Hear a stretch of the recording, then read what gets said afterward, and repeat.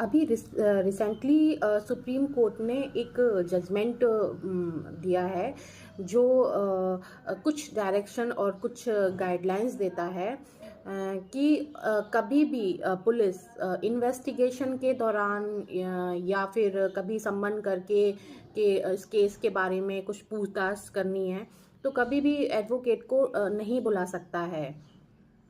यहाँ पर जो सुप्रीम कोर्ट है उसने बताया है कि जो क्लाइंट और जो एडवोकेट का जो रिश्ता होता है वो एक ट्रस्ट का रिश्ता होता है। जो क्लाइंट होता है वो अपनी सारी चीज़ों को जो केस से रिलेटेड जितना भी एविडेंस हो गया कुछ भी चीज़ें होती हैं वो अपने एडवोकेट को बहुत ट्रस्ट के साथ में उसके साथ शेयर करता है।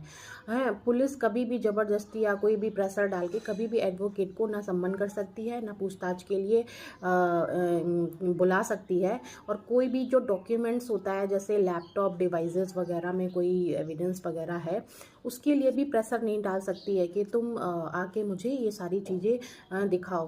केवल कोर्ट के सामने एडवोकेट जो इलेक्ट्रॉनिक रिकॉर्ड्स वगैरह जो डिवाइसेस वगैरह होती हैं वो केवल कोर्ट में ही पेश कर सकती है। जो हमारा समाज है वहाँ पर जो एडवोकेट्स और लॉयर्स होते हैं उनकी अहमियत क्या है, क्या कितना इम्पोर्टेंस रखते हैं वो हमारे समाज में।